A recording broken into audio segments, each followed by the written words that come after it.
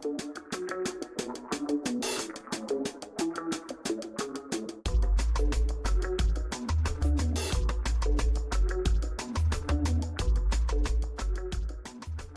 back to Collateral Banter episode 31. I'm your host, Danny T. And on this episode, I want to continue the conversation on modern day capitalism, where we are, how I think we got here. I want to talk about this because I've been reading the news for the last couple weeks, and I've seen a couple articles about billionaires worried about the current state of capitalism.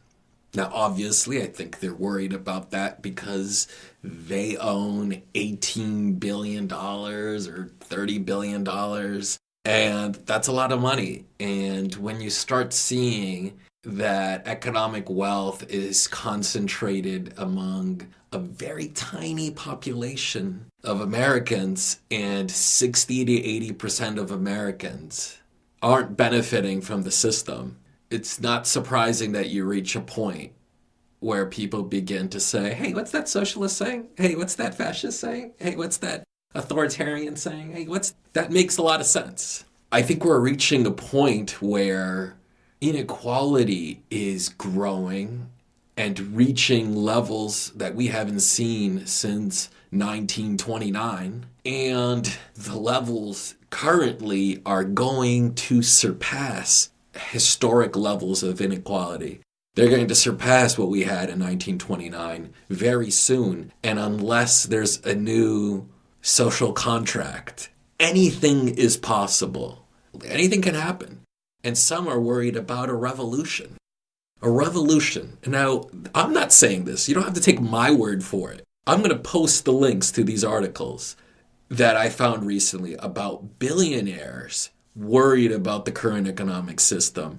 And it should give people pause regardless of your political beliefs or regardless of your political ideologies, that billionaires are terrified about the state of capitalism. And so I'm just going to read a little bit from the article just to give you a flavor of what's being said. One of the first people to discuss this is the founder of Bridgewater, the world's biggest hedge fund. His name's Ray Dalio.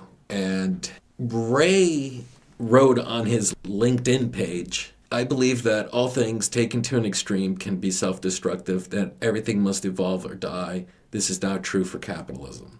And Ray is joined by Jamie Dimon, Warren Buffett, and even Steven Schwartzman, a bunch of investment gurus and private equity persons that when you look at the data, income inequality is reaching a critical juncture, a breaking point. It's a point that may end up leading to radical new systems. Radical solutions are on the map.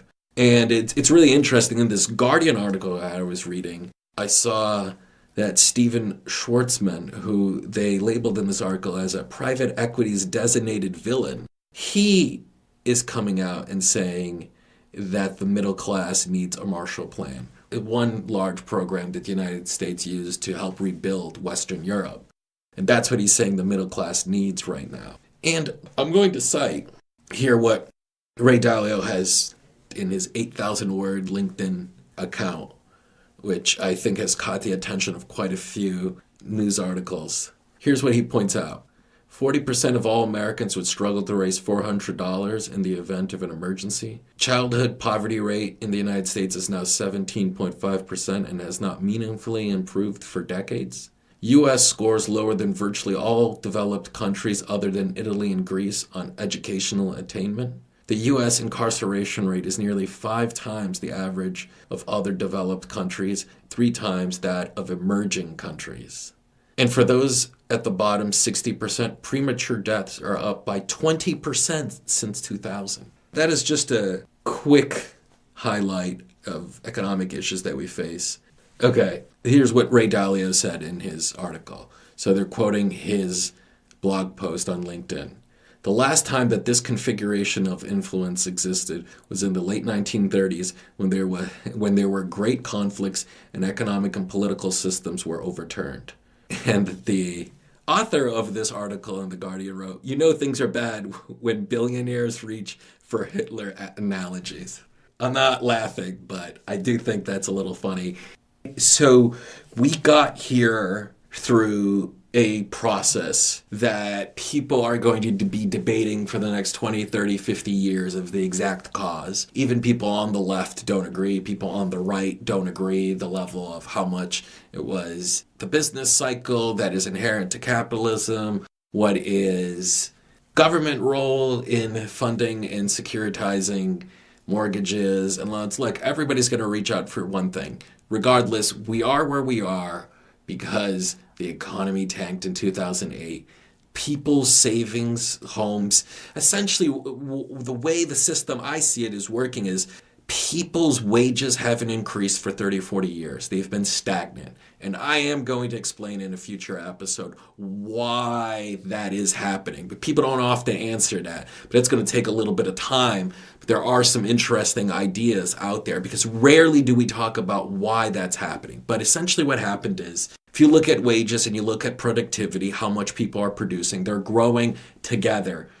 Historically since World War II until about the mid-70s. And then what happens is productivity continues to increase, but wages begin to decline. And what you see in the 1970s, and I believe the date would be 1973, is you begin to see the shift of we were importing technology, but we saw that labor unions began to decline. And factories and other jobs that paid a decent income, that paid a middle-class life for workers, also shifted. So what happened was they shifted from the Northeast and New York, and they went down to the South, where there was less regulation, lower taxes, cheaper land, and fewer labor unions.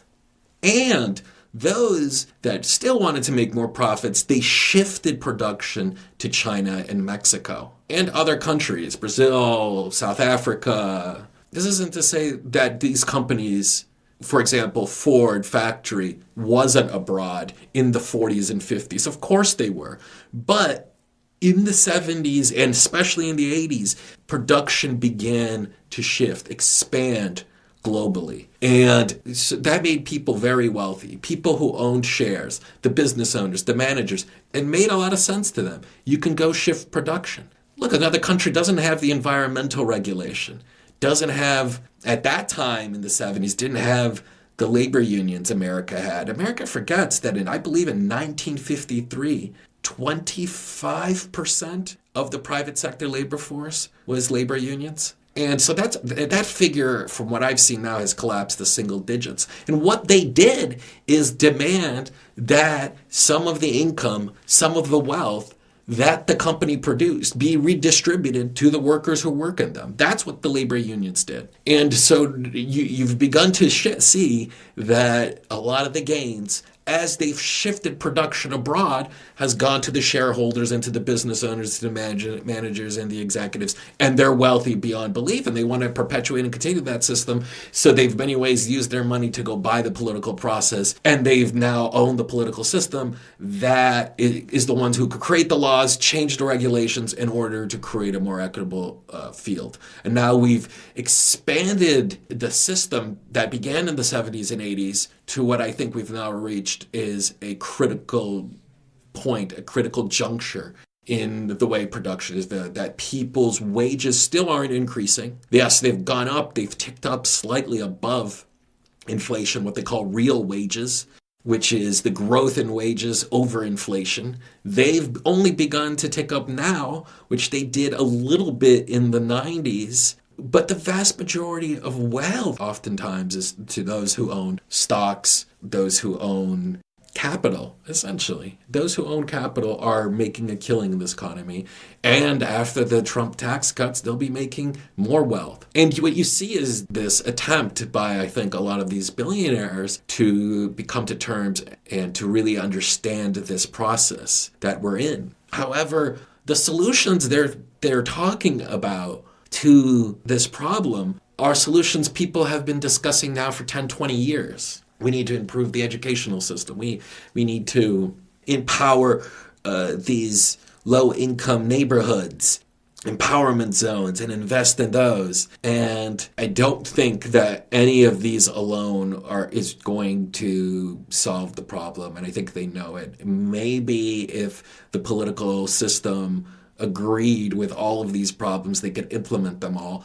But no, it's not happening. Again, this is even, so it's an economic crisis, but at the same time, nothing politically is going to pass. Given that to pass most things in the Senate, you're going to need 60 votes. And I just don't see that happening anytime soon to, again, try to remedy these economic inequality and indicators that I have to discuss in more detail. I read a book called It Could Happen Here, America on the Brink by Bruce Judson. And when I saw this at a bookstore, I've read it now twice. And the author is a senior faculty fellow at the Yale School of Management. And his book frightened me when I read it, because here is just from the back cover of his book. Here's what it says. In 2009, so just a year after, the severe economic downturn has been blamed on many things: deregulation, derivatives, greedy borrowers, negligent lenders. It could be a deeper problem that is so severe, so long-lasting, and so dangerous that it makes these problems look like minor swerves in the road. Could we be facing an existential challenge to the promise of America and to our system of government? Inequality in America has reached historic highs. Throughout human history, this level of disparity has proven intolerable, almost always leading to political upheaval. Though many believe America will never face a second revolution, that our politics are stable, in It Could Happen Here, Yale School of Management senior faculty fellow Bruce Judson makes the case that a revolution is a real possibility here, driven by a 30-year unprecedented rise of inequality through 6 presidents, 3 federal chairmen, 3 recessions, and many years of expansion. The last time inequality rivaled current levels was 1928, just before the crash and the Great Depression. Today we're in worse shape, divided into a tiny plutocracy of the super rich on the one hand, and a fragile, indebted, and unprotected former middle class on the other. As Judson shows, revolution can occur suddenly, as happened with the Soviet Union in 1901 dissolution, and America today exhibits the central precursors to a collapse. Extreme income inequality and an increasing impoverished middle class. It makes the most disturbing case yet for why our economics are leading us inevitably towards a devastating crisis. When Franklin Roosevelt faced a similar situation, he was saved by World War II. This time the conflict may be at home, not abroad. This is just one professor's opinion. The fact that he's coming from the Yale Business School is what also caught my attention. And now you're seeing articles written by billionaires talking about this situation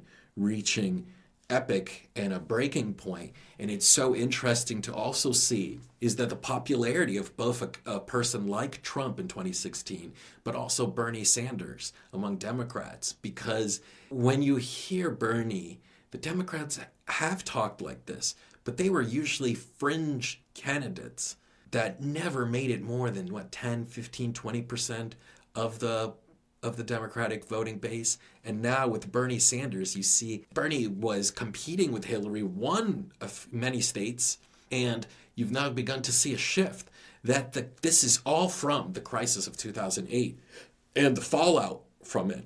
And it's going to be a difficult challenge, because I don't believe that if you just begin to invest more in education, you'll be able to fix this problem. Maybe in 20, 30 years, there'll be slightly less income inequality, but I don't believe that to be true, because think about it, even if you're investing in education and people are getting better jobs and productivity is growing, are they going to be sharing in that productivity growth, or is it all going to be concentrated among those that own capital, those that own shares, those that own stock markets and hedge funds and all of those things? They're the ones accumulating all the gains from productivity. So I don't see how this current system is going to last in the future. And I foresee that one day there will be people rallying and coming together from different political perspectives, but they will say, you know what, there's something wrong with this system. The system is the problem. And they might not have a solution, but they won't get to the solution until they see who wins.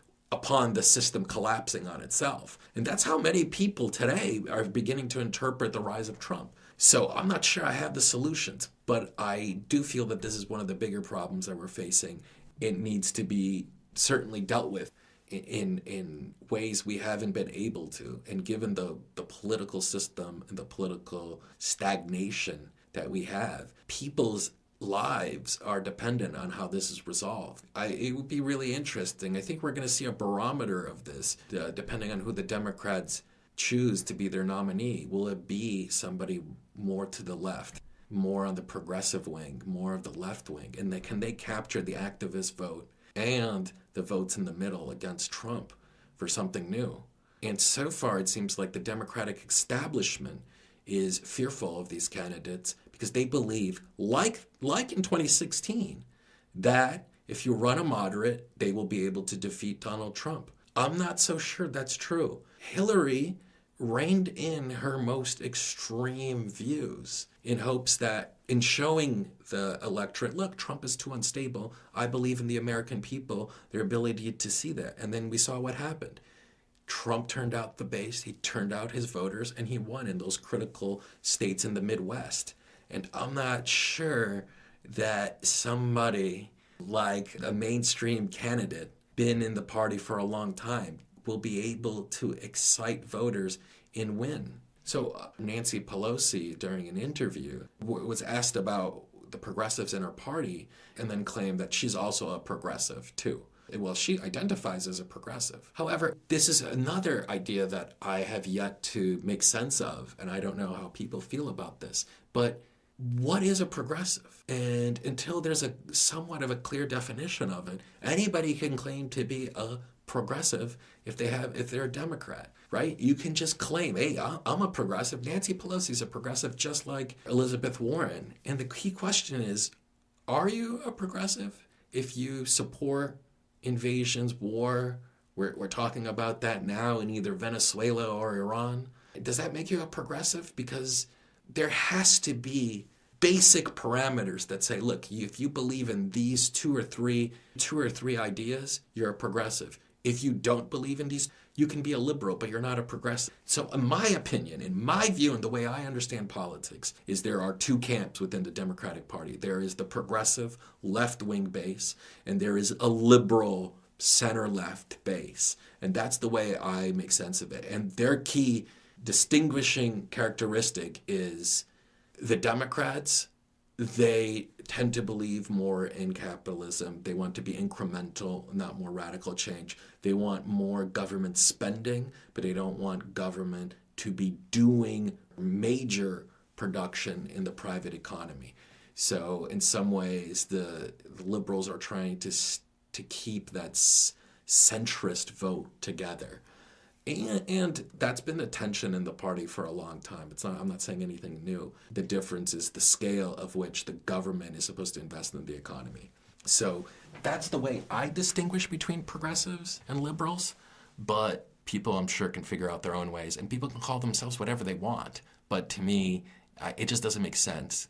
Look, the most moderate Democrat can call themselves a progressive. There has to be a few defining characteristics of what it means to be a progressive. But as we fight those, income inequality is getting worse. People's health care benefits. I foresee that if we continue on this trajectory of cutting people's health care benefits, gutting those without replacing and giving them full coverage, and they're not gaining benefits in work, and people's economic lives are worsening, their kids are doing worse than their parents, you're going to reach a breaking point that there's no history book to give us any guide about what will happen. It will be a terrifying event. Many people may die. The country could be in absolute turmoil. You won't see things on the shelves. You will see a radical reshaping of the country. And that's definitely in the possibility. People don't like to talk about that, but people know that that is a real possibility in the country given the problems we have. And people can deny that that's happening, but you know what? Many people deny that Trump could win, and now we've seen that he did. And people can put their head in the sand and ignore reality of what's going on throughout the vast majority of the country, what they call flyover country, at their own peril. All right, I gotta go. But I've really enjoyed doing this episode, and I will continue to talk about these issues in future episodes. Thanks again for listening. Episode 31, Collateral Banter, Danny T. Hope you appreciate it. Take care. Peace.